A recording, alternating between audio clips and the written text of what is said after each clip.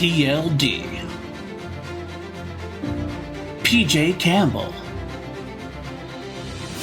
2 mediocre white dudes on film. Because frankly, we know you don't have enough of that in your life. So we're here to give you more. And without further ado, here are 2 mediocre white dudes on film. We're good because we're live. Oh, are we live?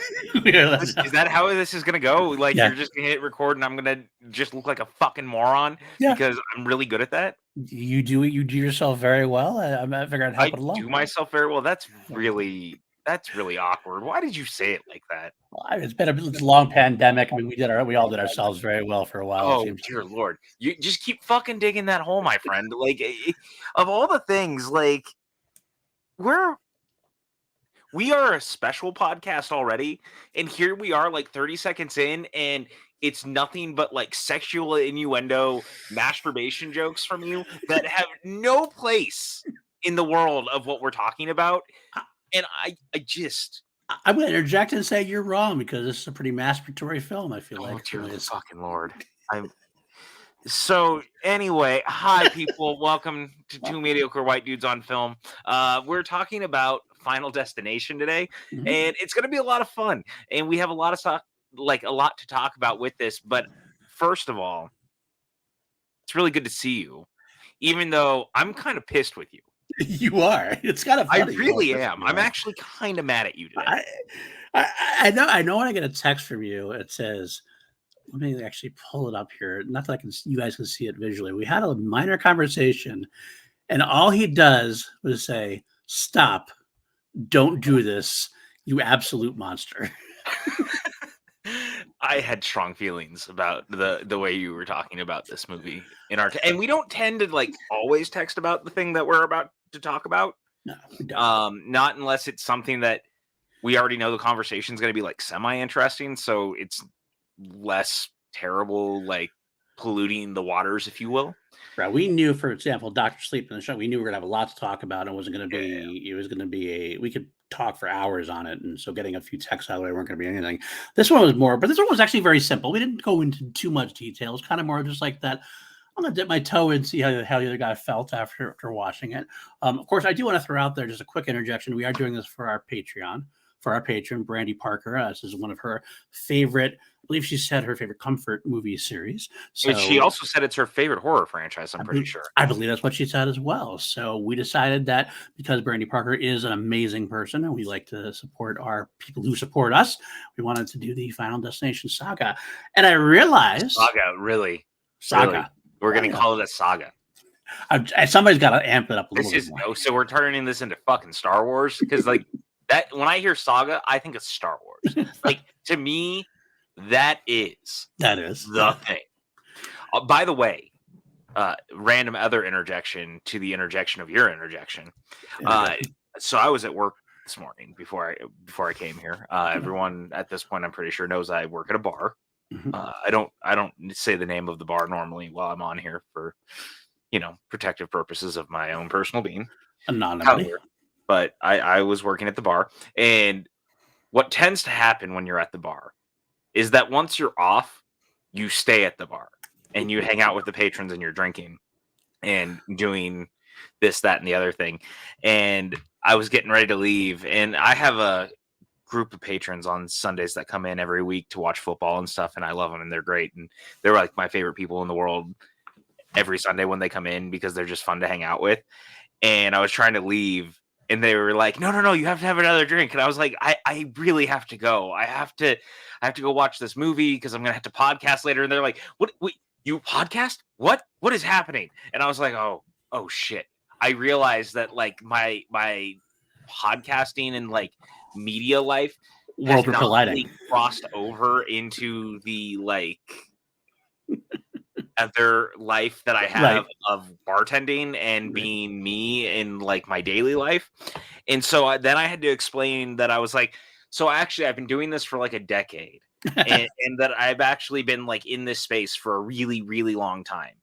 But it was just funny because I hadn't really thought about it. And I was like, honestly, I'm just trying to get home to watch Final Destination because the truth of the matter is I just was excited to rewatch it because I hadn't seen it in a little bit. I rewatched these through the pandemic when they were on HBO Max. Little did we also not realize that they had been taken off of HBO Max. Fucking streaming right shit. So it was just really funny because then I was having to explain everything, and they're like, "Well, we're gonna find it and listen to it." Now I'm like, "Well, great. I hope that the first time that they tune in is you talking about masturbation because fucking course, of course, that's how it's gonna go." Like, of all the things in the world that I was not anticipating was someone being like, "We're gonna listen to your podcast because we already like you, and so we're gonna like listen to the thing you talk about," and then for it to start like way more off the rails than normal, which is saying something for you and I. That is true. We don't stay on rails very long, if we are ever on the rails. But I will say I know what you're feeling. I do know for a couple of reasons. First of all, the bar life. My father owned a bar all my life, so I definitely understood that aspect of it. I used to work there myself, and I would stay and party afterwards. Also, now I've had some recent times where I've kind of had that crossover life as well. I actually put a post on Facebook for which I never really posted on Facebook. I posted on Twitter usually, that kind of thing. But I posted on Facebook, and all the other people are like, "You have a podcast?" I'm like, "Well, yeah." Yeah, like the thing we actually like, it's the thing I do for fun, but it's actually still like a part of my old life or whatever. And it's just really funny because now I'm like, oh shit, I'm starting to wonder if the people at the bar are gonna start like passing it around, being like, have you heard this motherfucker like talking about movies? And like, oh my god, listen to this guy. What if they're really big James Cameron fans? Oh man, I hope they don't go fucking back and listen to anything I've ever said about James Cameron. Or I hope they do and I change their minds. Good luck. This podcast is probably gonna like become the war on James Cameron for me. Dude, after last week, I'm still mad about the fucking Navi nerds that were all inside of my mentions on Twitter. Like, I have not gotten over it. Well, I will back you in this. I mean, obviously, it's kind of funny. If you haven't listened to us before on PLD Projects, I have a show called Class Action, which I do with Richard Eric Jarvie and Matty Gunner. Richard Eric Jarvie is a longtime Cameron super fan and loves Avatar. Well, he's looking forward to Avatar 2 more than like any other film. We all make fucking choices in life. But it's become kind of a running war between you two, and I kind of am in somewhere in the middle, whereas like I enjoy James Cameron. I actually enjoyed Avatar. I'll go see Avatar 2, but at the same time I watched the trailer and got nothing out of it, more just like you did. So it's not something that's really made me. And actually the funny thing is, I'm going to bring up one more thing. I talked to my wife today. Now I treat Kim is like my Jill Public when it comes to like, that's how I treat my parents. Norm people, right? Yeah, like they're the normal people. They're the norms. They're not film Twitter. They're not like in depth with everything. I go, okay, ask her, hey, did you know there's a new Avatar coming out? And she said, yes.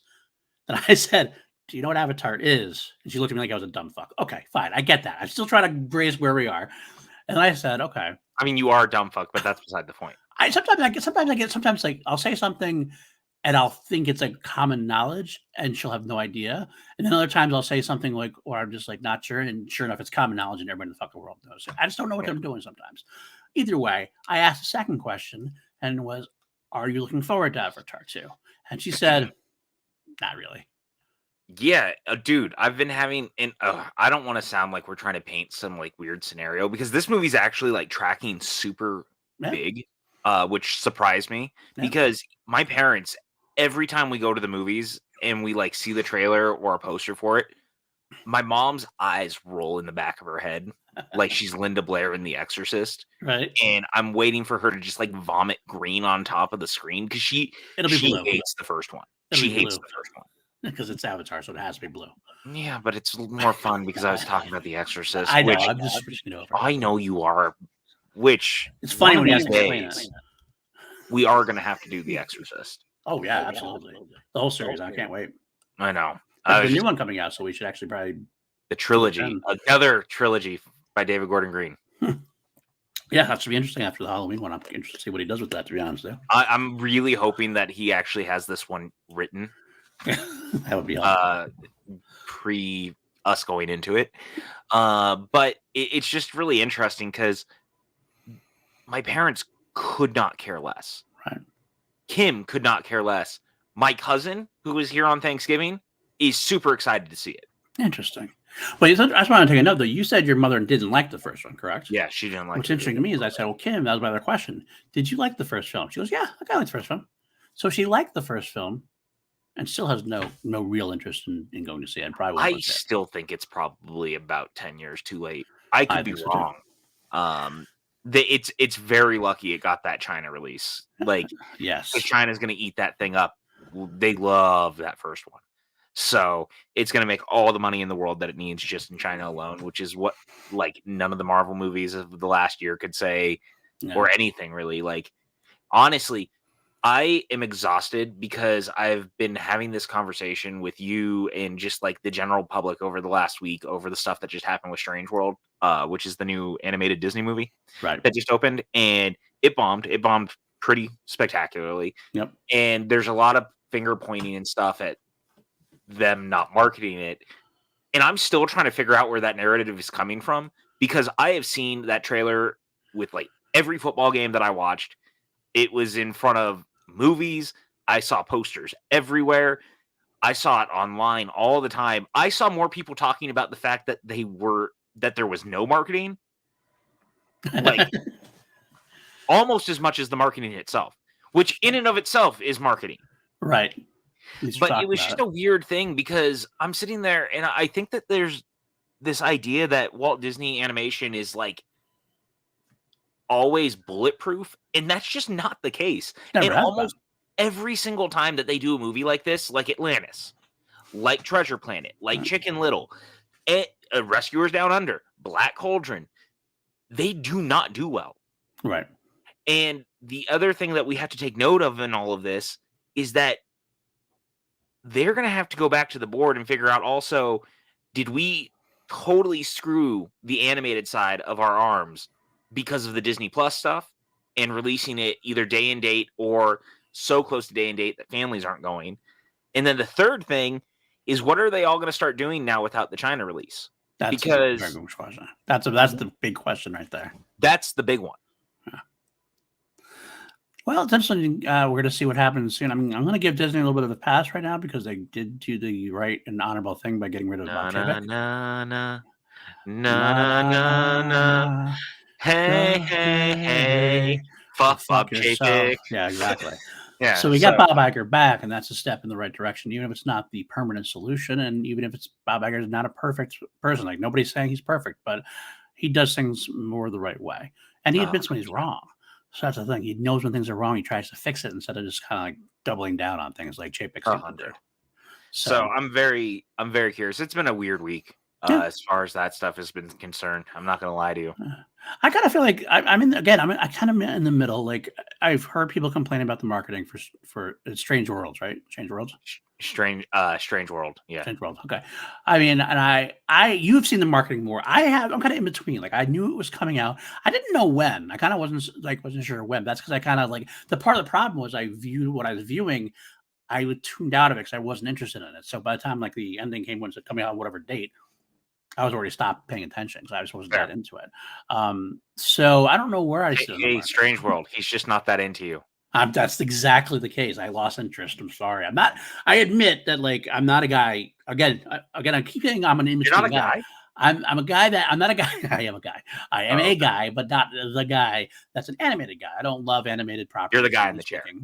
I am the guy in the chair. I'm not the animated things are trash guy either. That's not me either. I know people like that. But generally speaking, I'm not like, that's not my first go-to. So when I see something animated, it has to do something a little extra to kick me in. Pixar, I'm all in on because I kind of like been sold in on the studios. If it's like an IP like Star Wars, I'm all in on because I know the IP or whatever. Otherwise, I just kind of, it has to do a little bit something more to kind of hook me in, generally speaking. So I'll have to get good reviews, or it'll have to like be nothing out in theaters kind of thing. You know what I'm saying? That's just my own personal preference. So with this one, that's exactly what happened to me. So I kind of like, okay, it seems okay. I'll probably watch it eventually. But now, I'm later. It looks like. Yeah, I mean, I'm going to watch it eventually. Yeah. I similarly, like, as much as I love animated Disney movies, like I still like animated Disney movies. Like I always try to watch the new release. I always try to stay on top of it. Nothing about this movie has really grabbed me, which is weird because a sci-fi animated adventure movie is like extremely my shit. Yeah. Like that is me. And yet for some reason I'm just like nonplussed by it even a little bit. I'm just so apathetic towards its release. Yeah. And I think some of the conversation around it has like not really helped the situation. I agree. So I think that's a part of it. Also, I want to bring this back around. Richard Eric Jarvie needs to learn that there are other directors than James Cameron. I'm just going to bring this full circle real quick because that was where I was trying to get to originally. James Cameron was a great filmmaker up to like 96. He hasn't made a good movie in almost 30 years. Titanic. I will respectfully fight me. Disagree. I think Titanic has a lot going for it. I think there's a That's lot of fine. I think that it's not nearly as good as almost any of the other stuff he ever made. I mean, that man is responsible for Terminator, Terminator 2, Aliens, The Abyss, True Lies. Yep. Come on. Like, to me, that is James Cameron. Rambo First Blood Part 2. He wrote it, but, you know. Piranha 2. Piranha 2. Yeah, the spawning. Right? Yes, I think that's what it is. Yeah. No, I don't. I just think you are a little overly harsh on his. I think Jarvie's overly forgiving. I think you're overly harsh. Like his attitude, and I'm not talking about Jarvie's. I think James Cameron's like You know what? That's it. No, but that's the thing. Okay. I don't like James Cameron. See, that's your problem. I think, and that's part of what I'm saying. Because like for me, is why I don't give like a fuck about movies. James Cameron. I don't worry about Cameron. I worry about the films themselves. Yeah, but I mean, even Titanic is totally just fine. It's better than a lot of movies. I like the visuals of it. I think the story. Sure, but that the script is bad. Comparatively, same with Avatar. Avatar's sure fucking pretty to look at. It doesn't make it a good movie. Right. Well, I definitely fell into the trap of visualization for Avatar. He kind of felt he definitely got a little overly indulgent with himself at this point. I'll say this though. I respect the man for like creating a new franchise for himself or whatever. Yeah. However, we lost so much James Cameron goodness for the last 15 years because all he's wanted to do is go back to this stupid fucking blue planet. Which is weird to me too, because I mean, like, I agree with you that it's kind of cool. If I was a director, I'd love to have an IP of my own, something I could really sink my teeth into, whatever. I mean, he had Terminator, but he kind of gave up on that. But he wanted something kind of completely original. I get that, but I agree with you in the fact of like 2009 was a long time ago. 2009 was a long time ago. And there's so many other movies you could have done while still like preparing for any kind of sequel you want. Remember when he was supposed to make Alita? Thankfully, it finally got made and Rodriguez directed it. But like, good job. You did a fine job with it. Yeah, but I would have loved to see. And Cameron produced it still. Yeah, but like, I would have loved to see Cameron's Alita. I mean, that's not a knock. I love the Rodriguez one. I'm a big fan of Alita. I am too. Actually, I think we're gonna have to do that at some point.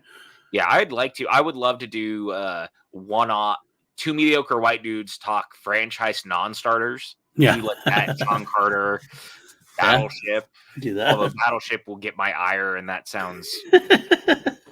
Been there, done that on this channel. That's true. I was not there for that, so I'll be interested. No, you weren't. But I just think that there's something to be said about.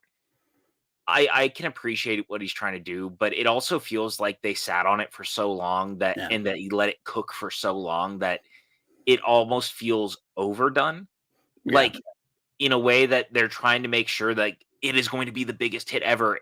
And yet it just feels so manufactured in a way that, I mean, the Marvel movies do to a point, right? Because they're all trying to be like crowd-pleasing blockbusters, but then you get a Sam Raimi or Chloe Zhao and you let them kind of do their thing. But and they're very much their movies. Cameron actually is not like a filmmaker who leaves a note of his directing prowess. His visual effects are great and he's really good at incorporating them, but he's not like, you watch a Sam Raimi movie and you know it's a Sam Raimi movie. Right. You watch a Steven Spielberg movie, you know it's a Steven Spielberg movie. There's something about Cameron, for as great as he is, there's not like a visual tag to the stuff he does. So I feel like that's also like affecting the way I'm looking at it, because I'm just not excited about another movie that just looks like the first one. Like, there's nothing James Cameron-y I will say there are 2 points to make. One which is for what you're saying, and one which is against what you're saying. Argument you're saying. The argument against, I'll say first, is that despite all that, he's never missed as far as like audience wise. He's never missed. He has every one of his movies. Sure, that's fine. Huge hit. So he's doing something right, even if we don't necessarily see it or we don't agree with like you don't like Titanic, you don't like Avatar, but people obviously did enough to. I mean, and they still do. Out. I know plenty of people who think Titanic is like one of the greatest movies of all time. An Avatar, for whatever you can say about it's like you forget it, I forget it, but yet it's still one of the greatest, I guess, as far as successes of all time. So there's that. That being said, for a guy who was so great in the 80s and 90s at reinventing himself and his properties, like this is the guy who took Terminator from a horror film and made an action film with Terminator 2. Did the same thing with Alien, which he didn't direct Alien, but when he took a solo horror film and made a sci-fi action masterpiece in Aliens. Yeah. That seems to be the thing you would do. I would expect that a sequel to Avatar would be a different kind of reinventing of the wheel, but doing it in a different kind of fashion, maybe doing a different genre with it and really capturing the ball. And yet everything I hear out of his mouth this time was about how he had to take the script back to square one because he wanted to capture what made the original so great. And to me, honestly, it sounded like a lot of like faux intelligence speak for make it just like the first one. Like rewrite the first every trailer has basically been that. And that's what we get in the trailers, exactly. And you know what? I will say right here that I will not knock Cameron right now until I see Avatar 2 because of the fact that I know you will. I'm not going to choose to knock him though, because I can't fault the guy because he hasn't really missed yet. Really, really, truly missed yet. So let me see how this one does. Let me see how I feel about this one. And look, I could go see it, and I will. I mean, ultimately, I'll see it. He's still going to get my money because he's James Cameron. But, like, if I like it, great. But I'm going in with basement fucking low expectations on this entire thing. Well, I get mad. More of all, my personal madness comes from the fact that instead of Avatar 2, we should have had The Abyss 2. That's what I think. I mean, look, dude, we should have had a Terminator 3 from him, not just one he produced. Yeah. And don't get me wrong, I like Dark Fate, but that's what Dark Fate was fine. Like, I wanted a James Cameron direct, and apparently James Cameron also wanted a James Cameron directed Terminator movie from the sound of everything that happened behind the scenes, enough that the guy who directed it is like, yeah, dude, we fought over that movie all the time, and I'm like, that is not my movie in the end. Yeah. Well, that makes sense. I don't know why. Like, was it just that the studio didn't want to wait anymore, or who Arnold didn't want to wait anymore? Did they just not want to wait for James? I mean, because Cameron said he's not going to do anything else. Right.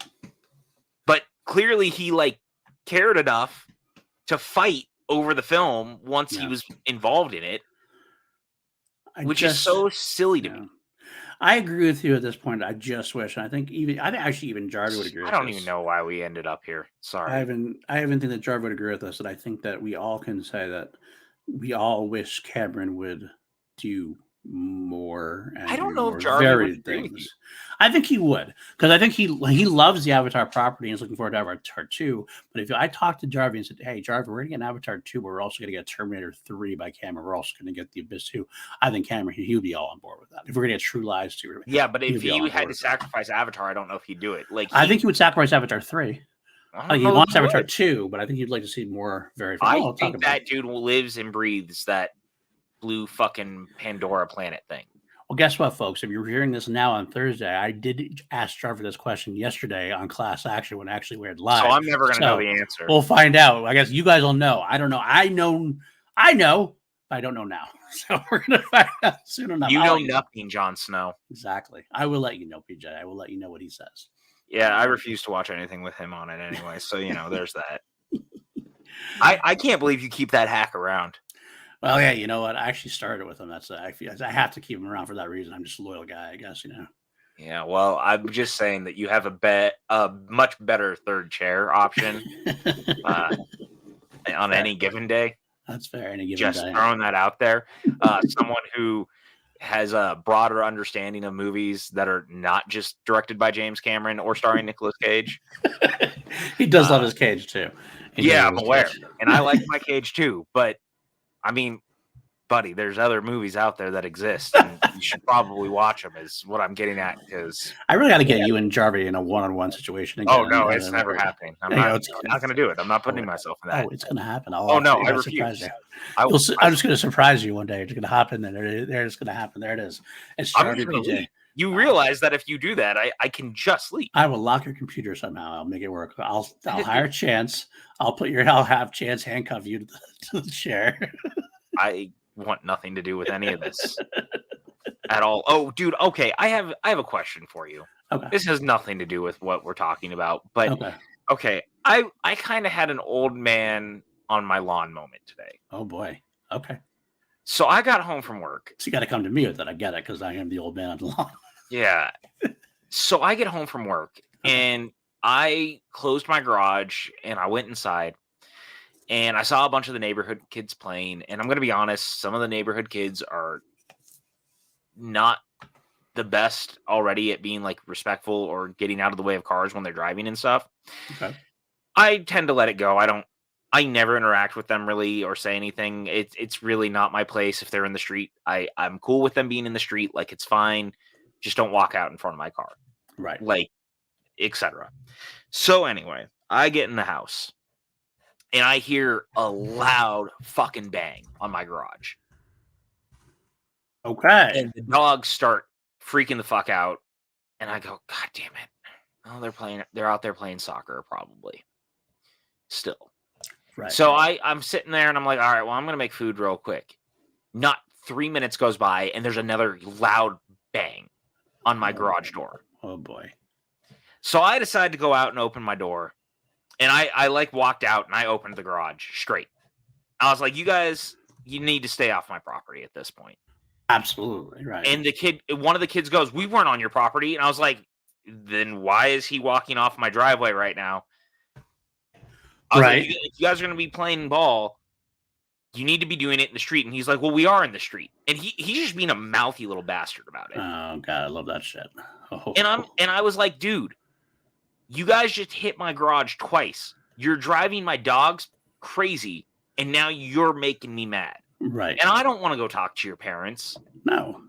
But like, just be respectful enough not to, like, if you're out in the middle of the street playing soccer, your ball should not be flying towards my house to hit my garage to leave a thud that loud that quickly. And had my garage not been closed, that would have been them hitting my car and they could have broken my windshield. Oh man. Am I wrong for being annoyed at the kids in the neighborhood? Absolutely not. You should be annoyed. Okay. I mean, the part where you got to let kids be kids, but there's a difference between there's a fine line between kids doing stuff and kids doing silly stuff, and then getting to the point where like it's detrimental to your life in a way. It's not like they're bothering with their noise; they're bothering with you actually possibly destroying some of your stuff, and that's just not cool. That's what I was thinking too, right? Okay. So they avoided death today, is what I'm getting at, which is my way to say that welcome to Two Mediocre White Dudes on Film, where we're talking 2000's Final Destination, directed by James Wong. This was a film that kind of blew the pop culture doors off of horror right in 2000. It was a film that was kind of oddly cast, but in a very interesting way. Devon Sawa was the lead, with Ali Larter of Heroes fame, of course, and the great Tony Todd and Sean William Scott the year after Stifler was introduced to the world. So this is a crazy cast. The movie is made for like $20 million at New Line. It makes almost $115 million at the box office in returns. This script actually started as an episode of The X-Files before becoming a full-length treatment film. So not only is it coming from the weirdest place in one of my favorite TV shows of all time, but it's also coming from a place of these guys that worked on the show being like, what if we took this concept and actually turned it into a full movie just to see what happens? This franchise is so crazy. And that's what I should get at, is this movie is so successful, it spawns a franchise. We are now 5 movies in, with a 6th film rumored to be on the way from producer John Watts, who directed all 3 of the last Spider-Man films. Mm-hmm. So, it's very interesting that all these years later, here we are, we're still talking about it, because this film now is old enough to drink. It is indeed. Jesus Christ, I feel old. Yes, indeed, as do I. I will say one interesting conversation we should have before we get into this is where we were both when we first saw this, and surprisingly, we have a conversation to have about where we were when we saw this, even just now, just currently. I think there's some interesting points to make and interesting things to discuss as far as how life can change your viewing on something, so to speak. Obviously, that's possible, but this is a very good example of it, I think. I will say this is partially, I think, the time where age comes into play a little bit. I'm older than you are. This came out in 2000. I had my first kid being born. I was out of college. You were slightly younger than I was. And this is a different feel for me. I almost feel like if this had come out about 10 years earlier, I might be as into this franchise as you are. But since I'm not, I know that there's a part of the series. I don't think I've even seen a few of these films. I know I saw the first one. I saw the first one in theaters, and I liked it. I definitely liked it. But there's some I didn't really catch on to me. It wasn't really a saga. This is not like a Halloween for me. It's not like a Nightmare on Elm Street for me. This is not like a Friday the 13th for me. It's something different. Juxtaposing that with also specifically this viewing of it. Now, I haven't watched this movie. I had it on DVD, so but I watched it when it came out in home media, but I can't remember, honestly, the last time I watched it. It was probably in the 2000s. So when we decided to do this for Brandy, I was excited to revisit the series. Okay, I can catch up on some of the ones I know I didn't watch. And B, I'm I really remember enjoying the first film. Let's see how this goes. I think it was a mistake for me to watch this film after watching The Shining and Dr. Sleep. I almost feel like I would have had a much better viewing of this had I watched it directly after we did the Halloween saga. Because the Halloween saga, despite the first film being an all-time iconic film, has a lot of, let's be honest, schlocky, crappy entries and moments, and you got to set yourself up. Watching two iconic masterpieces such as The Shining and Dr. Sleep, and then going back to this, I think was for its detriment as far as my viewing goes. Okay, here's where you're wrong about everything you just said. Okay, fair. Wrong, but fair. Okay. No. I know you're wrong. You don't have to remind me that you're wrong. Now, look, I get it. This movie came out, I was 10. And this was one of the very early horror films that I saw on my own, of my own accord, whether my parents really knew I was watching it or not. And I remember being absolutely fucking petrified the first time I ever saw it. And I'll be honest with you, that terror does not go away. These first two for me, actually first three probably. No, even the fifth one. Every one of these actually gets under my skin in a very specific way. It's almost like they're in my mind enough to know some of my deepest, darkest fears of the world, and finding ways to kill you or me or people. Can I interrupt for 1 second? Yes. Let me ask you a question real quick, because I'm trying to remember what I've seen, what I haven't seen. I don't remember a lot of the series. I remember conceptually. Tell you, and I remember the conceptually. I remember this. Which one has the logs in the car? Dose. That's 2. Okay, I remember that specifically, and that freaked me out. And which one has a Ferris wheel fairground thing? That's 3. That's the one with Mary Elizabeth Winstead. Yes, I think I've seen the first 3. I think that's the ones I've seen. Okay. Continue. Okay. So anyway, there's just something about this franchise that I find super fascinating. And to your point, I even texted you this when we were getting into it and we were going to start talking about it. These are the new generation's Friday the 13th in a lot of ways, because they're just schlocky B movies that you can kind of make over and over and over again with different casts and put in different positions to mutilate them or hurt them or whatever, but in a way that is still fun and terrifying and not necessarily as in your face gruesome as something like Saw. Okay. Because Saw, you have to remember, is not too far off from this. It's like a 4-year difference. And Okay. Saw is the next big, horror franchise. Right. At the Are we ever going time, to do Saw, by the way? Are we going to do Saw, you think? I mean, do I think we're going to eventually? Yeah, I'm not like beating at the door to do it though. Okay. That's not one I who I know I haven't seen all of the entries in, which is surprising considering how much of a horror aficionado I am. I really love a couple of the entries. I don't like it as much as other people. I think it starts to lose itself. I can in not honestly the only fun way that Eminem sings about. I can only honestly say for sure that I saw the first one. Everything after that, I'm kind of like, I'm sure you saw the second at least. I probably did, and I kind of remember those bits. It all kind of like blends together as to where they were. And I know I actually never did see Spiral. I know that much, but anyway. Yeah. I'm sorry. Bring it back. No. You're fine because I brought it up. Yeah. But my point is that the Final Destination franchise continued to be something that stood out to me because, I guess to your point, like you looked forward to seeing a new Jason film or a new Nightmare film. Nightmare and Friday had dried up for the most part outside of Freddy vs. Jason itself by the time that I was becoming a teenager. Mm-hmm. So we didn't have a lot of that happening unless they were remaking it or crossing it over. So I was looking for the next horror franchise that I could be excited about, and Final Destination delivered that for me. I got the cast of teenagers, the serial killer, the weird kills, I got all of it. The things that I liked about all those slasher films growing up, I was getting them again, but this time on the big screen. That's a very interesting point you make. And actually, there's something I'm going to bring it up now. We kind of touched a little bit on it before we went on the screen, before we pressed record, rather. And we said, save it. Because we tend to do that. We tend to start talking, and I was like, save it for the show.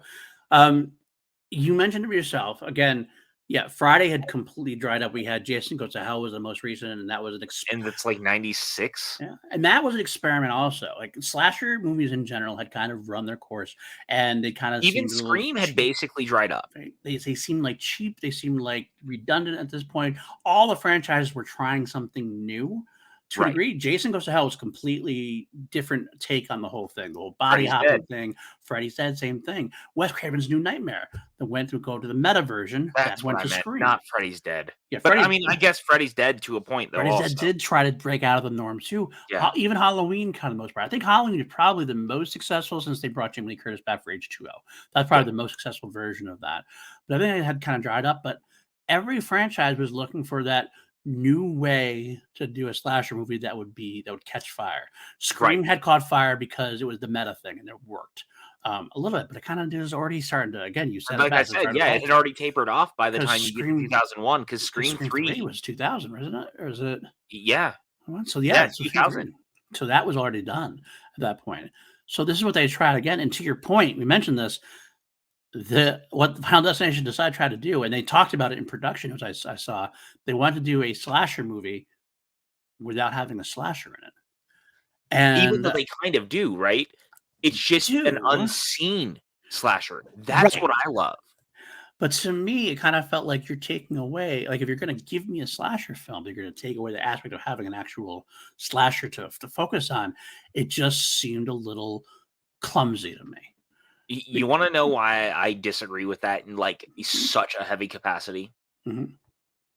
Is because when it comes to the slashers that we all know, I think at times their presence actually overwhelms the kills.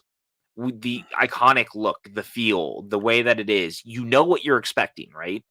Right. The beauty of a slasher that you can't see, and especially in this, is that they are never the focal point.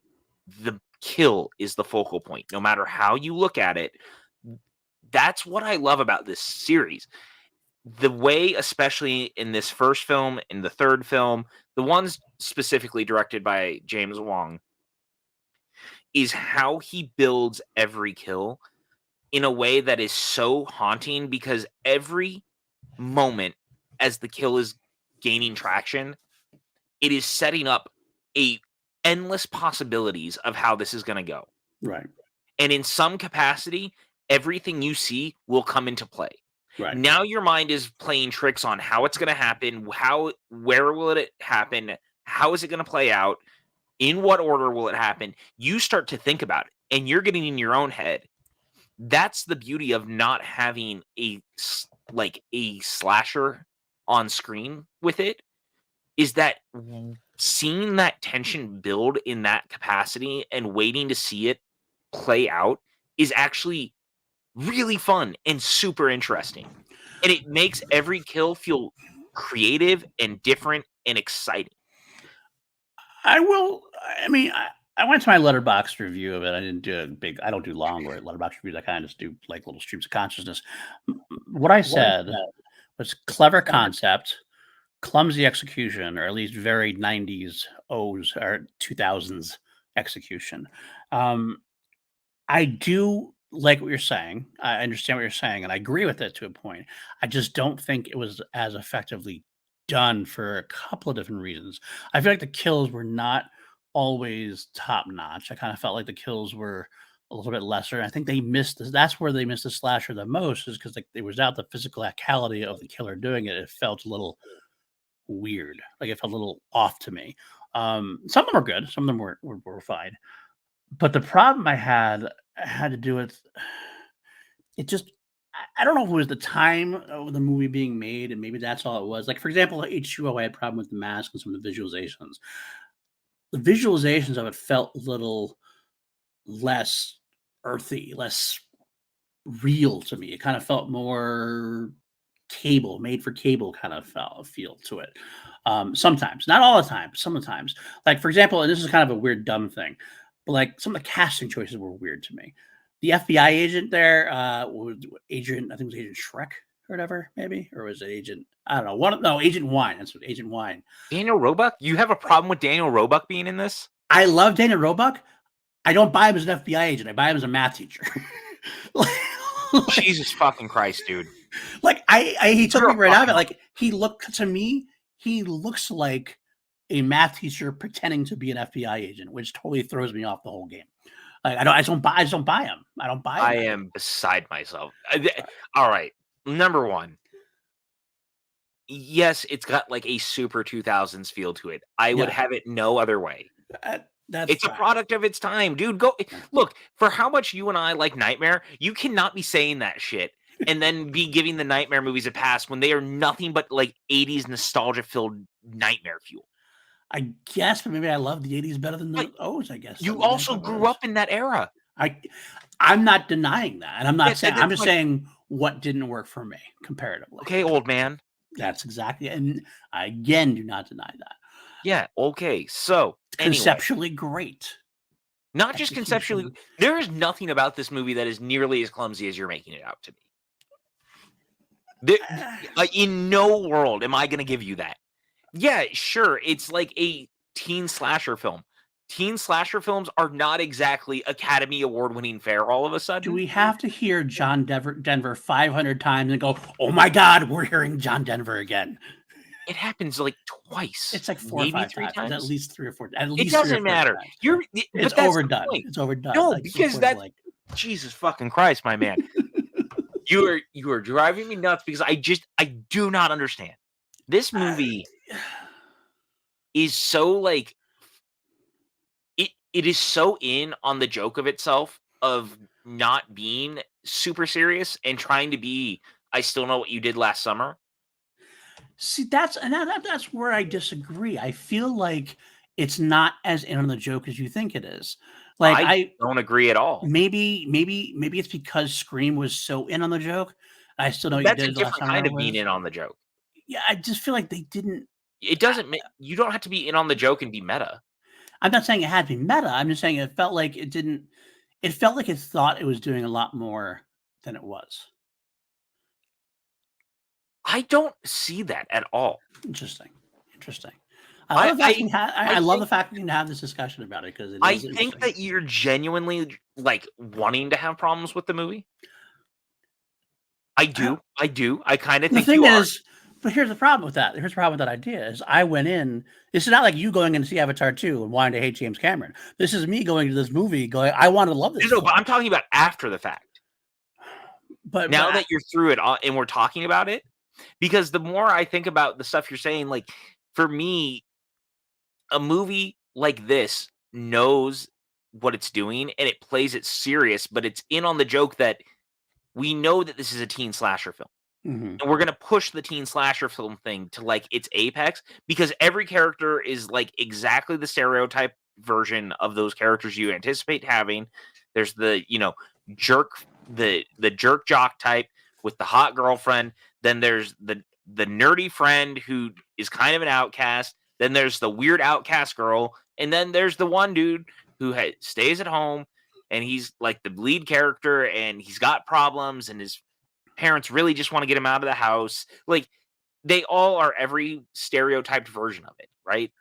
But I think that the reason that is the way it is because they want to be on the wavelength of all of those and the things that they have done within them and push it in a direction that they didn't, where they were like, yeah, we know that you know all these characters. We know that you've seen this stuff before. Now let us take that and turn it up to the most insane version of like kills and ideas that we can. And I like that a lot. See, so I guess to me, conceptually, it could have done more with it. And the fact that it was doing this whole 2000s aesthetic held it back. I think that might be partly what it was. I think that it had so much more potential than it kind of cashed itself out by like doing this whole like, I still want to do this. I still want to do what we did last summer kind of vibe. It just felt like it could have been more. Maybe that's my problem is I felt that this could have been a lot more. This hurts in so many ways. I will say the performances are pretty decent. I remember I said that actually in my review too. I said that they elevated the material quite a bit. I think Devin Sawa's is phenomenal. Phenomenal performance. He does a great job. He knows what he's doing. He is so good in this. Mhm. And I'll say this too. Like, I don't think this movie works without Devin Sawa. Because I think Sawa 100% grounds the movie. Mhm. And that's important to me. I need to be able to buy into your lead character and the plight that they feel and the plight of the people around them. If I'm not necessarily buying the plight, then I don't really know what I'm doing at your movie. Right. This movie made me go, man, I just feel for him because he's being framed for murder. People think that he had something to do with the planes. And now as people are being murdered, they're all looking at him. Right. I can't imagine. Like, he's so good at playing this teenager who's like, I am already tortured enough that I know that people are dying around me. And now you're trying to fucking pin it on me too. I will fully agree with you on Sawa. Sawa bought in completely, and I bought into him. I bought into him. I bought into Larder. I love the fact that Sean William Scott is not even being overly Sean William Scott. He's kind of like a toned down Sean William Scott. Or maybe he's just not quite Sean William Scott. No, yet. I think he's just not quite Sean William Scott yet. Because I would guess that he shot this and American Pie not same too time far or apart. Close, yeah. And he feels like he's toned down a little bit in this one. I like. I don't think he had figured himself out yet. Right, because Sean William Scott a couple years later would have made this role unbearable. I feel like it would have been way too over the top. Really disagree with that. So I like him in this. And I love, even though he's in there for 2 minutes, I love having Tony Todd. I think Tony Todd really adds a certain level of gravitas to the whole thing. It's funny, you mentioned the Friday 13th aspect of it, how it's like a Friday 13th series. He really is almost like the crazy Ralph of straight up Destination, which I love. I love that and all. I think it almost was a nod to it, if anything else. It's actually super great that he's in this because between that and, for me, Daniel Roebuck, those are two dudes who are like kind of horror mainstays at this point. And so there's like a real sense of credibility added into them being there. Right. Which is another reason why I actually think the movie is kind of in on itself, right? You don't get Tony Todd unless you know why you're getting Tony Todd. It's the same reason that Hellfest gets him for a scene and a half. Right. Because you're going to add that extra bit of gravitas to your movie that really hypes up this concept, right? Yeah. Agreed. And you need someone who's going to show up to deliver whatever exposition that needs to be delivered. You should give it to someone like Tony Todd. it's a small scene, but I really really liked him in this. I'll say Kerr Smith as Carter is like the weirdest part of the movie for me because he plays it so hard in every way that you anticipate. Like I said, I mean, all these characters are exactly the characters you expect to see in these as far as teenagers are concerned. I gotta be honest, Carter annoys the fuck out of me. Kerr Smith annoys me in this film. I feel like he's almost going so hard that it's almost a parody of it at that point sometimes. I don't disagree with that, but it makes it that much sweeter for the ending for me. Yeah. And that's the point. I think that ultimately, because of how all these characters act, that's why I think it's in on itself a little bit. Because when you think about it, they're all kind of terrible outside of the two leads. I gotta call you out a little bit, my man. I love you, but I feel like you want it to be in on itself. Dude, are you kidding me? What about the stuff with his teacher? What about it? And how she's treating him and fucking like calling the FBI and being like so sure that he's involved in it. I just marked it as a bad teacher. I didn't think it was in on a joke. It felt like it was no, but that's my point, is that they're pushing these characters to like. No. The characters are being pushed, yes, but I don't know if it's quite for being in on it. I think it's trying. I think it's seriously trying to be something serious with it. I don't feel like they're going for. I think that being aware of it. Don't want it to be aware of itself, and I think you do want it to be. No, because I think that when you look at that ending and the way that this movie ends, it is 100% in on that. Because Sawa's whole last thing is, well, now it finally left me. Like it's literally a payoff for a joke because this dude's been an asshole to him the entire movie.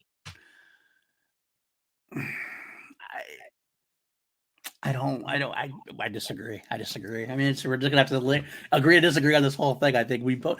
Probably the truth of it. I'll be honest. If we sat back and took a step back, it's probably somewhere in the middle. But I think you just don't want to like this movie. That's what I think. I think you just want to like this movie.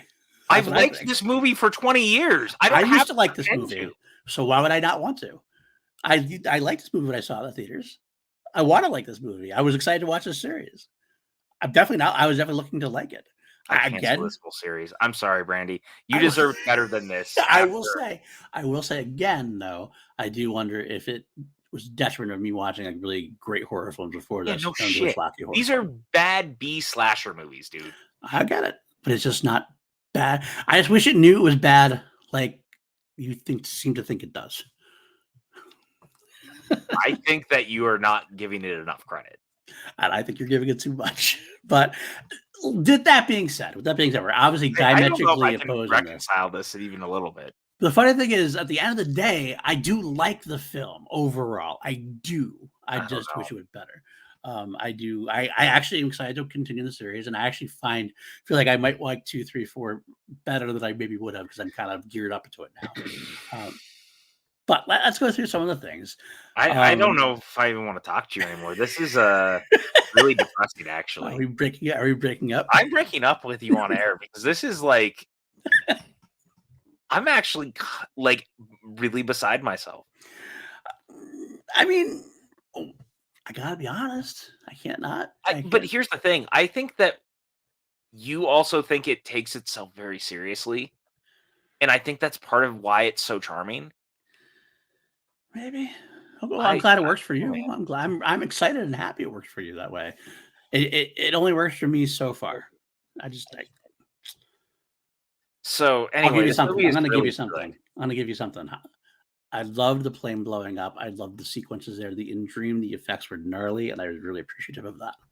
Actually, I'll say this. I think the entire setup is great. The setup is great too. I'll agree with that. And this goes back to everything I even said about every kill. This movie is really good at building tension. Mm-hmm. It winds you up.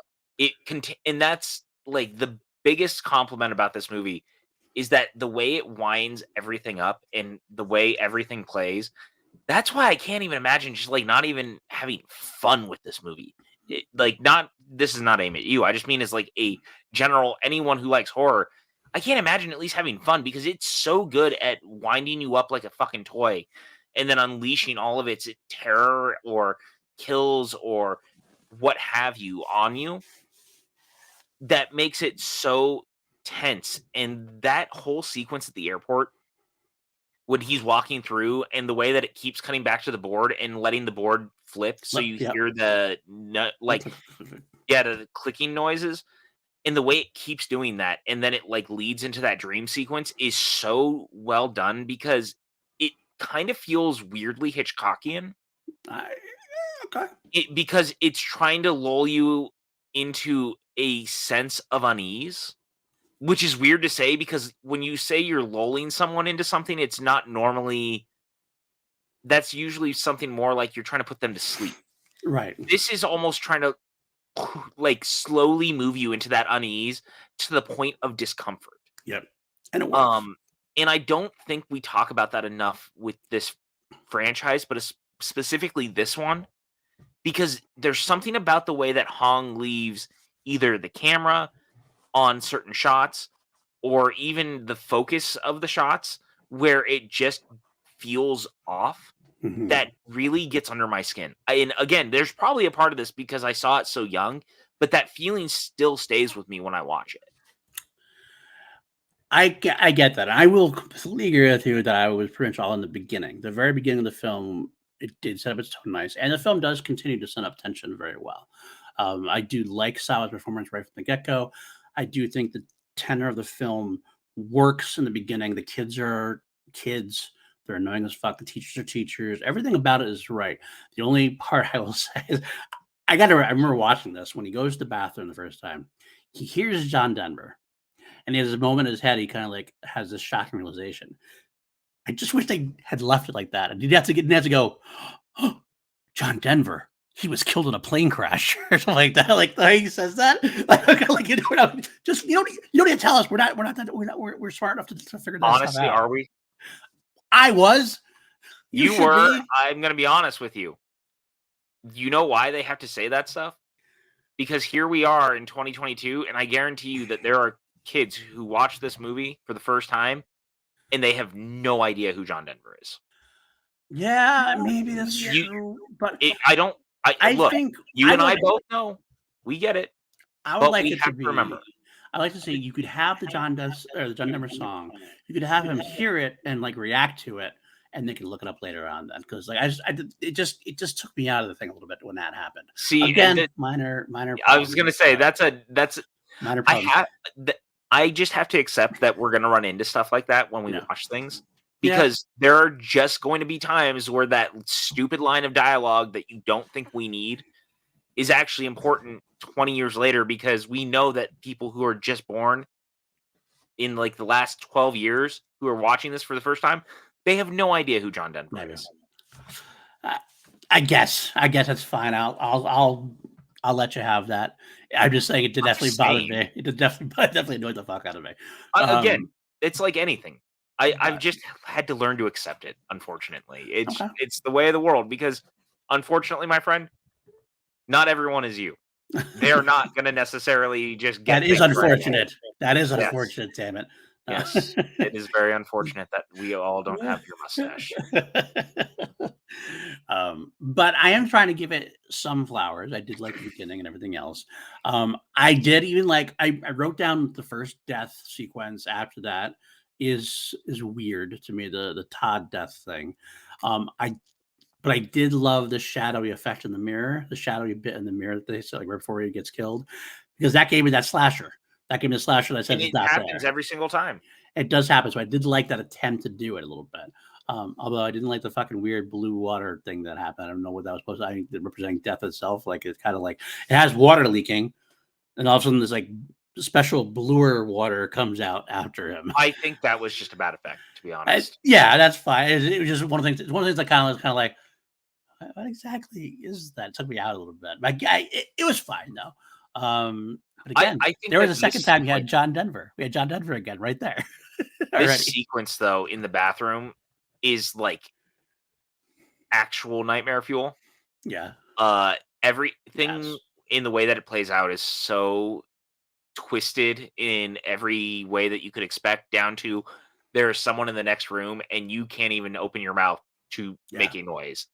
And there's nothing you can do. And it's just so terrifying. and you can't quite get it. And Yeah. Oh, dude, but the other thing that is so great about that is if he grabs the scissors, what's actually going to happen?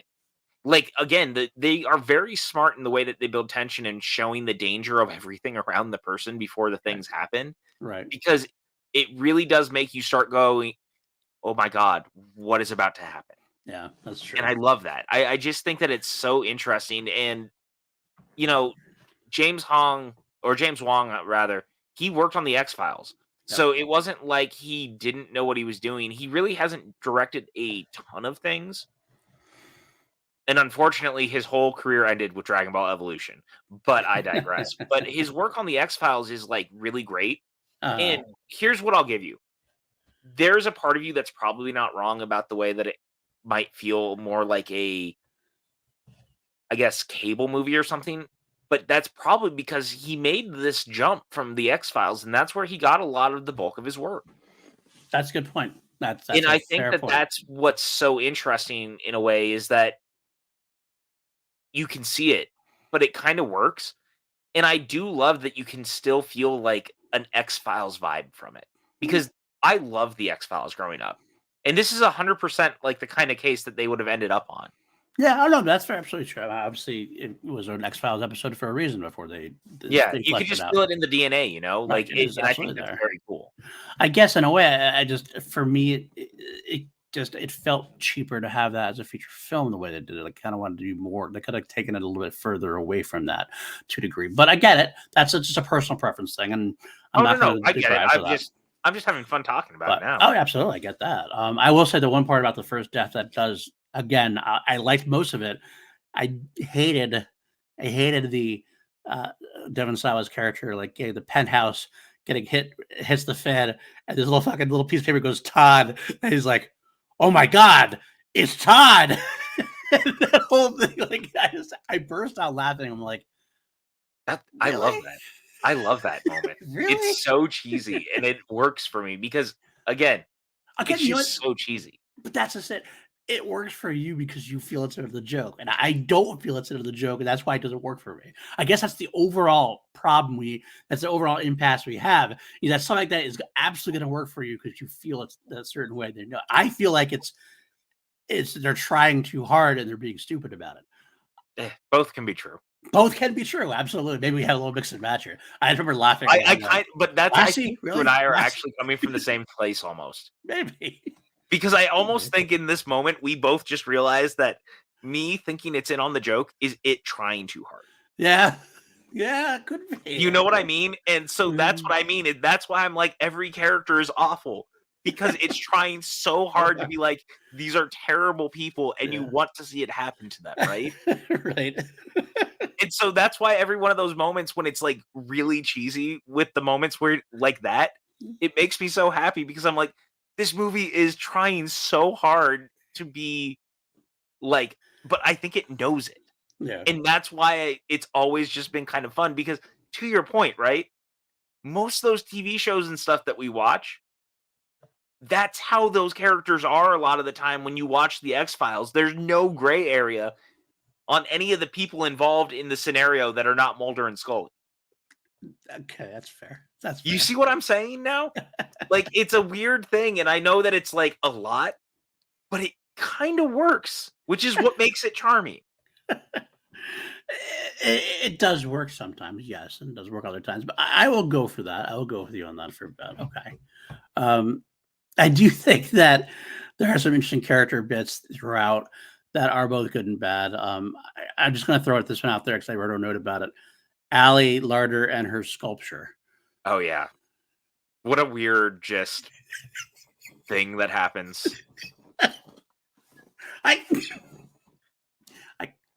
I had a hard time taking. Again, part of it was like kind of like, are they?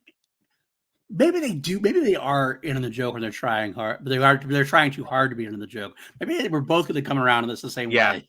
Yeah, see what I'm saying? Now you're Yes, thinking about it. I Now am. you can't not think about it, and you're like, "Oh shit, you're right." Like that's But I don't. the same thing. I still don't know if it works though. That's the problem. I No, still don't think that's it works. fine, but we're both saying the same thing at Yeah. least, So which there's is these great. Look situations. at we had a whole ass conversation that got us to this moment. We Yeah. actually agree about something. Okay. Fair. I got to ask you, what is Okay. your so there's a lot of very interesting kills in this movie. Okay. Which one is your favorite? That's tough because part of me wants to say actually it's Devon Sawa's death in the dream sequence in the plane because the Mhm. burning when it Yeah. explodes, that effect's just gnarly. I'm like, wow, Dude, especially it's for 2000s. So I was like, yeah. that's fucking spot on, cool. But the other one I think I really, really dug, and I think it's just for the simplicity. But it was I can't remember the character's name, but Carter's girlfriend getting hit Oh, by the yeah. bus Yeah. just because of how quick it happens and how To sudden Valerie. it happens to Valerie. That's a Valerie. All of a sudden, it's like boom, boom, boom, boom, and you're really not expecting that one for a film that's doing which is a lot of work of trying to like build up the tension to who's going to die, who's going to die, who's going to die. Besides seeing the bus that briefly in the window for a second, you almost forget that, and all of a sudden it's like boom, there it is, and the bus kills her, and it's like holy shit, you get the splash of blood. Yeah. It seems weird, but I think that might be my favorite. What about you? It's so good. Oh, so there's a lot of options for me. This movie's got quite a good bit of them. Yeah, okay. I really love the last death because I love the way that it juxtaposes. Like it just feels so like a middle finger to how terrible Carter is as a character.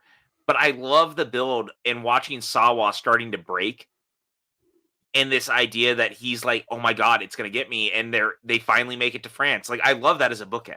Yes, I get that. Yeah, And absolutely. I just think it's such a great sequence. And the thing I love too is the way that it cuts and then goes into like a 2000s pop song. And you're just like, what the What the fuck? Like fuck? it's a great final moment, you know? Yeah, I agree with that. I do agree with that. I mean, so the extras are great too. I mean, he helps Sean William Scott's decapitation for that Oh, same kind dude. of fact out of nowhere. Boom, And he just I goes gotta down. say, that's another one that build with Carter in whether he'll get out of the car or not. Like the Yeah, way that they end up in that scene is great too. yeah, Because they convince you throughout this entire movie that Carter is gonna die by car in some yeah, capacity. they do.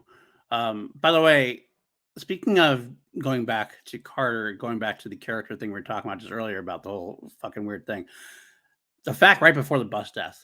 So Carter sees Devon Sawa, and his whole mission in life is to bully the kid for whatever reason.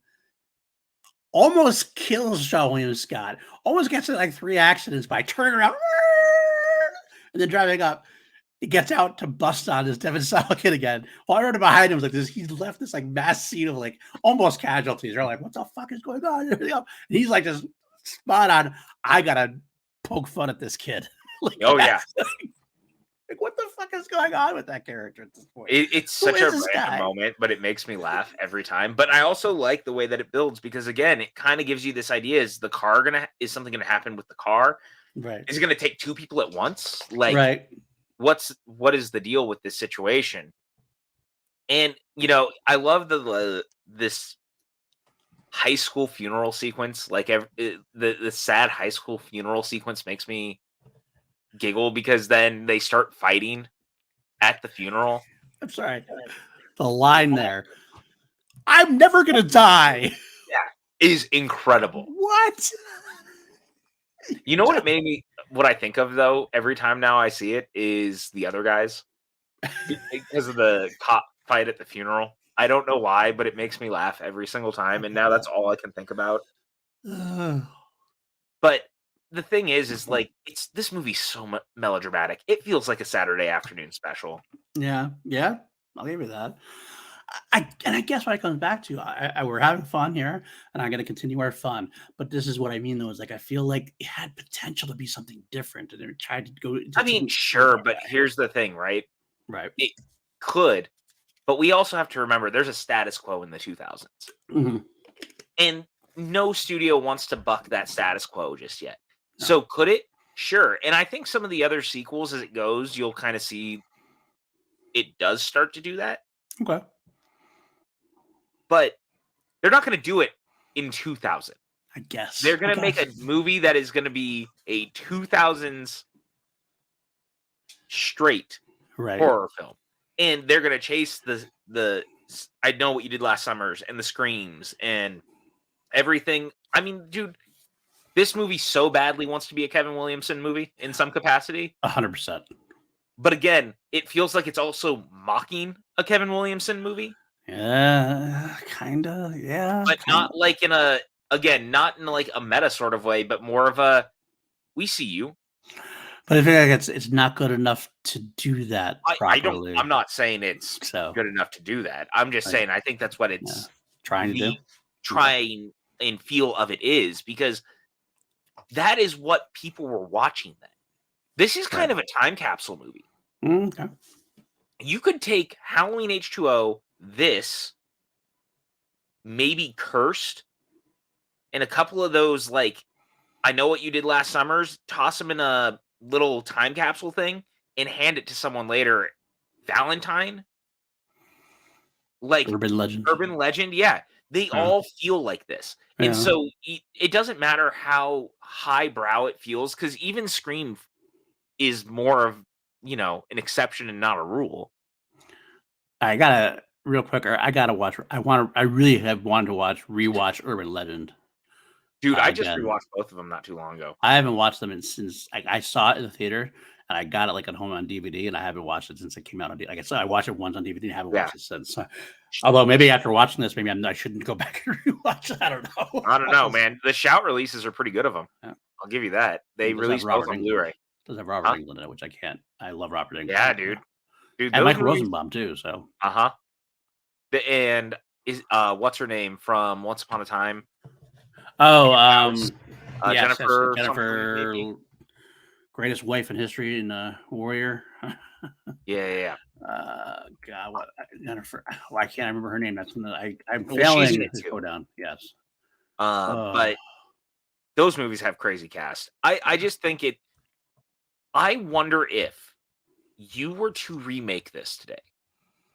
To your point, right? Mm-hmm. If you treated it as like very serious, and I hate this term and I don't want to use it, but I'm going to use it to.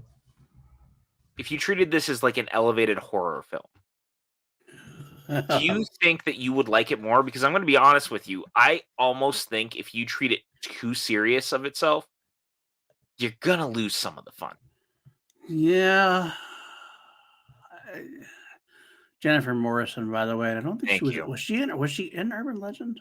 She was in Yeah, the she's in second the one. second one. Yeah. Second one. That's what it is. Okay, I couldn't remember the first one. She's the lead of it. Okay. Right. Gotcha. Okay. To your point, to your question, yeah, you would lose some fun of it. I guess I almost want to see, instead of this kind of compromise middle ground, Sure. I see both versions of it. I see one that commits full on to it, or one that commits full on the other way. This feels a little bit of a compromise to me that I don't think we should always. I don't think we always should compromise. Sometimes it kind of hurts what we're doing. Sure. For me, it feels like a mixed bag because of it, to a degree. It's just an interesting conversation to be had, because again, like you're not wrong. This is like a peak 2000s fare. No, very much so. Very much so. I'll give you that for sure. There's actually like a period of time when you watch stuff like that, or The Replacements, or 10 Things I Hate About You, they just feel stuck in that moment. And I don't know what it is, but like film captured it in a very specific way. You know what's it's funny to me though is that I don't know why, but for genre purposes, rom-coms of the 90s don't feel as, I don't know if it's the word. I don't want to use the word dated because it's not dated, but Stuck in time. Yeah, I felt I agree. They work still. The rom-coms still work better. As the horror doesn't work quite as well for me because it doesn't feel as, Actually, that's a super interesting point, because like if you think about You've Got Mail, right? Even though the AOL of it all and instant messaging of it all feels a little of its time, in a way it's actually still very timeless, true and timeless, because what are cell phones? Right. That's instant messaging. 100%. So it's very interesting that a movie like this and a movie can exist when all these did, right? And how they capture it. Because now, in talking to you about it, I see a little bit where you're coming from, as weird as it sounds, where I could see where you're like, look, the very 2000s nature of this has actually maybe hurt this movie in the long run. Right. Yeah, that's exactly what I'm trying to say at the point for me a little bit, and I'm not trying to say Sure. it's to the ultimate detriment of the film. Like, is it awful? No, it's not awful. It just isn't quite what I want to see of it. No, that's totally fair. So it's just very interesting. And now I'm thinking about it, and it's going to be very interesting hearing you talk about the next couple as we go on, Yeah, especially the fifth one, because the fifth one is probably, I think it's in the last 10 years or so. yeah, it's not too far. It's not too far So it's comparatively. going to be, So the fifth one was 2011. yeah, see, so just about a decade ago. Yeah, and to see That, how it develops yeah, comparatively. because that's 11 years both ways, actually. That's Yeah, very interesting. We're looking at an exact like midpoint. yeah, 100%. I like that. That's kind of very, very interesting because 2000, 2003, 2006, 2009 does it's actually a great time jumps because it's not like a bunch in a row. It's all like every is a little time capsule of every Yeah. couple of years to see where we are. Um, I'll be very interested to see what I get. I will also be very interested what I see about Final Destination 5, and then think about where it could possibly go in the future with the. Is it going to be a reboot or is it going to be a It sequel? kept sounding like it was supposed to be like a sequel. Okay, I mean, because in some capacity, they're all kind of reboots, right? right, yeah, Like every one of these movies is they're all in the same world. The second one I think feels the most tied to anything that happens in the others. okay, But yeah, I would have to say sorry. I'm just trying to think about it now. The way that they kind of soft reboot every single one though, because it's all cast members for the most part that are not related to other characters right, or in they're all kind of doing their own thing and just adding to the world, and that is more of a soft reboot even if it is a sequel. right. It is still a sequel. Did you see that argument happening? Apparently someone said that Glass Onion is not a sequel to Knives Out. I did see that, and I think that was one of the most idiotic things I've seen on Twitter, and that's saying something. Yeah, and so that's kind of what I was getting at, is that in that capacity. Okay, You know what I mean? Like yeah, they're all sequels, right. but More of they're kind of episodic operating sequels. their own way. Episodic sequels, which is a Yeah, fine thing. You know, which like we're is so good for ingrained horror now. especially. Oh, 100%. We're ingrained in this whole, especially because of Marvel and even Star Wars and everything else. We're ingrained in this whole like world building tapestry of things. John Wick is actually similar. It's all kind of Yeah. expanding on itself, and everything's got to tie back into the originals. And hell, that's a lot of what the requels are doing too. A lot of like these requel things are doing. We're bringing back all these legacy characters, all these legacy things, and everything else. How does everything tie back? It's not the. I like it. I love doing that, but it's not the way it has to be done. And sometimes episodic is actually better because you get much more of a clear cut. You have nothing tying you down. You can do almost anything 100%. you want with it. So, like, I like the idea that you have as long as conceptually it's there, it's fine. It still fits the what you're trying to go for. But it doesn't have to worry about the tie-ins. I remember I do know that like, for example, I remember that obviously Ali Larder does appear in Final Destination 2. Mhm. If I remember correctly, she's not the lead of it though. Isn't No, she like she's more of not. like a Yeah, we don't see her right until like 45 minutes, if right, not. because she comes in to help, like, explain the situation because she had been there before, Yeah. kind of thing, which is actually perfect for that kind of episodic thing. Mhm. And Tony Todd's in it, I think, too, right? Is he in all of them? Or is he He's in. Okay, well, so he's in 4 of them technically, okay, but one of them is a voice cameo. gotcha. Okay. Fair. All right. Um, okay. So what else do I have to say about this at this point? I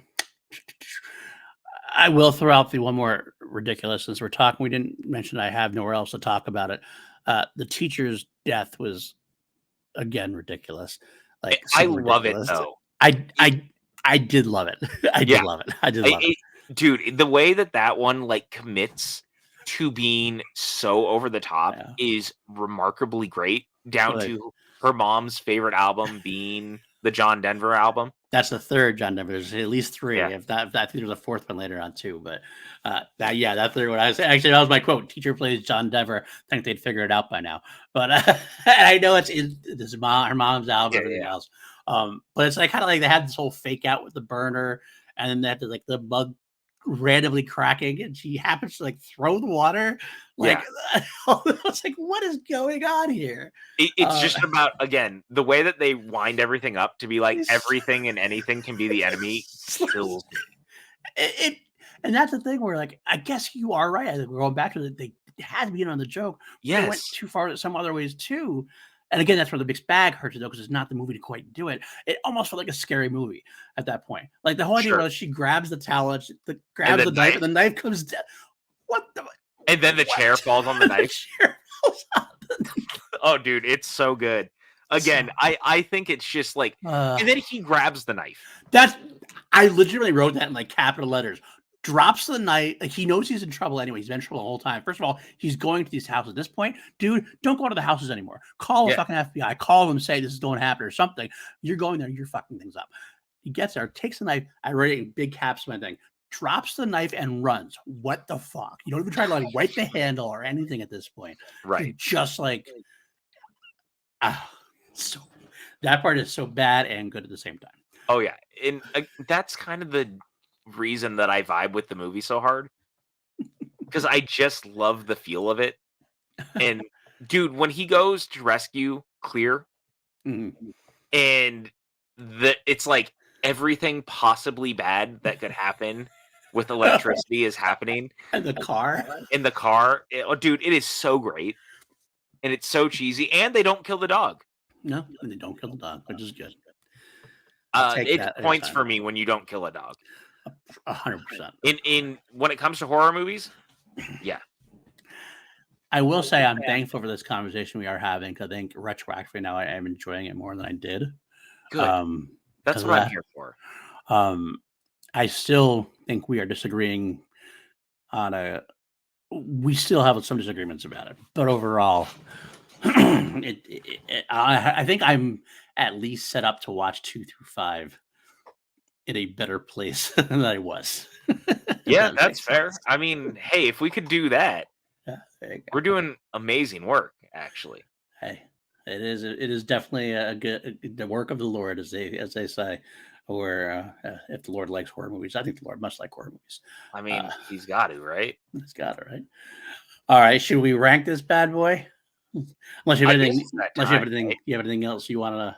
Yeah, I gotta say, like, as chaotic as this conversation actually felt, it was really fun to just kind of reminisce about 2000s horror in such a capacity too. I will say I'm also glad we're getting it up, because there's a point there in the middle of the conversation where we were at a breaking point. It really felt bad. I felt bad, like in here. I'm going, I hate breaking his heart like this. But then we kept the conversation going, and we kind of found the common ground, and we kind of hit there, and we were ending up in a good place where we're laughing at it and having fun. And that's the best part. You know why? Because we're really good at actually conversating and making sure that by the time it's over, you and I haven't strangled each other. And I think that's the sign of good friendship. Agreed. Fully agreed. And a little bit of that also comes from the fact that I don't strangle my roommate anytime he talks shit about Doctor Who. I want to strangle him too, for that matter. But I know. So I'm learning restraint, and that makes me better at conversing with you. So, I guess I have to thank Chance for making me mad every time I watch Doctor Who. Speaking of Doctor Who, before we go into this final thing, I'm not going to get a big excerpt. This is not. We usually do our tangents before the show begins. Oh my God! I will say I have to admit on air, because we've talked about it on air. I know that PJ had been trying to get me into the Big Finish audio dramas forever, and I kept saying someday. That was only basically honestly saying half-heartedly was I meaning that, because I didn't know if I'd ever would actually really do it. I wanted to, but I didn't know if it actually would happen. They had the trailer that he let me know, or to talk the story points about the Big Finish 60th anniversary story that got going on. And I have pre-ordered those audio dramas for the 60th anniversary. So I feel like a proud dad right now. I am entering into the world of Big Finish. I'm the proudest dad who has ever lived, because my boy is growing up and deciding that Doctor Who doesn't just have to be on screen; it can be in audio too. I'm still gonna slowly wade in. I'm not gonna listen to anything else Big Finish. I'm gonna let this all soak in throughout the 60th anniversary, I think, and slowly get in. And at the end of it, then I'll decide where I want to go back from there. I'm gonna tell you right now, I don't think you last 3 episodes before you start diving into other things. It could be. Because Very I think well. you're going to start being like, oh man, there's some good stuff. And then you're going to start looking at it. And you're going to go, oh, but now I want to try this. And oh, but there's that. And look, let's be real. If they announced tomorrow that Peter Capaldi was coming back, you'd be the first in line. I might be. I gotta say, and more. I don't want to say he might be my favorite Doctor because I love Tennant and Smith so much, but like, I think it's a combination of the fact that he's like an underdog that helps like boost him up higher for me. Like, not many people say that Capaldi is their favorite. That makes me want to go into him more because I like him so much. But I think you also see some of yourself in him. Could be. It could absolutely be an older, crotchety old man like that. That's partially true. I was going to say the eyebrows, but attack eyebrows. I love it. But I'm very thrilled that you're doing that. And I got to say, and I'm going to tangent real quick before we get out of here. We're doing really good tonight. No. I've been listening to a lot of the Big Finish stuff again recently. I've just been like going back into rabbit holes and stuff. I just re-listened to the 50th. Dude. And that one's only 2 hours. Like the 2 hour 50th one that they did is going to be nothing compared to whatever this 10 hours, 60th version that they're doing. But it was so fun and so good, and seeing so many of those doctors interact the way they did and stuff. Yep. I got to say, man, it made me super excited in a way that I had been telling you. I was like, I'm very curious what they're going to announce. Yeah. I remember you said that. Because I was like, we aren't that far away. They're going to have to get it out to start promoting it, because they usually tell us pretty far in advance for some of the bigger things. Yep. And there it was. There it is.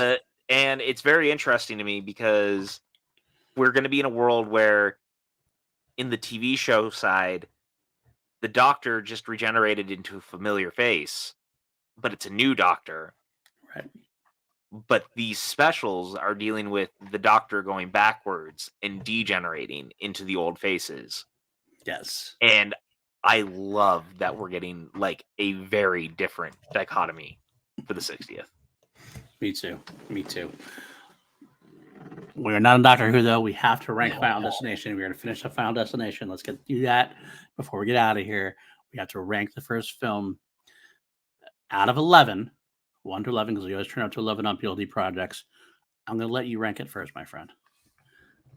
All right. I know I was being like, God, this movie is so good. And it is. I just really like it. But it's not like a highbrow movie, right? This is a B horror film at best. Right. 7.5. 7.5. Feels all right. Feels clean. For all of our talk and all of our disagreements and our coming together, I'm not that far off. Oh, wow. I'm going to give it a 6.5. Look at that. We found common ground. It's like an old face and a new face coming together. How very Doctor Who of us. Hey, we're Doctor Who guys. I am Peter Capaldi. This is Matt Smith. And that's his article. That's pretty much as it is. All right, guys. Well, thank you so much again for joining us on Two Mediocre White Dudes on Film. This is your first time here. Leave a like, leave a subscribe, leave a comment. Let us know what you feel about us. Sorry about the tangent. That's true. And if you do like us, tell your friends. Let us know you're here. If not, then just be quiet. Let it be our secret that you don't like us. I want to say, don't yell at us. We don't. We don't need anything like that. On Twitter, you can find me at Paul_Denuzio, and at Hive, you can find me at PLD. Also, PLD Projects, this YouTube page, and Spotify or Audible or whatever, not Audible, Spotify, and all the other places you can find podcasts. We have great shows. Pods. We are doing pods now. Jesus Christ. That's what the kids are saying nowadays. Two Mediocre White Dudes on Film. Class action where we take up two things against each other, put them up in the battle to the death. And then, of course, my Crown Jewels, where we talk about songs of Queen. We go one by one and go through that. That should be a lot of fun as well. That's going to debut tomorrow. Killer Queen comes out tomorrow. So a first really big hit by the band. So that should be a lot of fun. Where can the folks find you, PJ? Twitter, Instagram, PJ_Campbell, and then on Hive at PJ Campbell. no underscore, because they don't allow underscores on that website or something. I don't. Things I learned, it broke my normal handle of cycle of handles. But hanging out here, talking movies with you and all of our fun bullshit, because Absolutely. kids, I come back for you, and so that I can yell at PLD more. Fair. If you want to yell at us more, come join the Patreon, patreon.com/PLD Projects. We have a great Facebook group message group right now. We have some live hangouts we get to do, some extra content we will do, and we're going to get more into that soon. I want to shout out a couple special patrons. Of course, we have Brandy Parker, who we did this episode and this series is for. Danielle Ramirez, who we did The Shining and Dr. Sleep for. Brendan Buckingham, who we did Lord of the Rings for, the trilogy. We also have Jeff Alterman, John Lustrina, Kelly W., and a bunch of others. We appreciate you. We couldn't keep the lights on without you. So yeah, come join us there. It's going to be a lot of fun. I will take this other one moment left to announce the fact that we are going to be expanding one more thing on PLD Projects. Maddie Gunner and I are coming full circle. Class Action used to be a Star Wars show, a news show when we went to Class Action. But Maddie and I miss talking Star Wars. So Maddie and I are going to start a Star Wars podcast sometime in January. I can't use the old name Scoundrels of the Force because I kind of sold it for beer and whiskey and a back rub in Los Angeles to Sean Sullivan, Kevin Smets, Brandon Hanna, and Frank Janish. But we'll come up with something. But until that time, stay with us. And stay with us. Next week, we'll go to Final Destination 2. Hopefully, it won't be our final destination. We have a lot more destinations to go to. But until then, stay mediocre, guys. Never underestimate the power of mediocrity. Goodbye, friends. Bye, friends.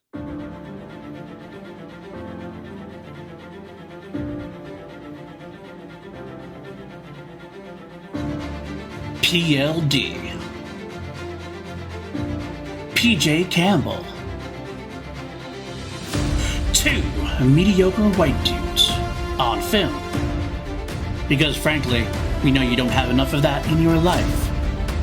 So we're here to give you more. And without further ado, here are 2 mediocre white dudes on film.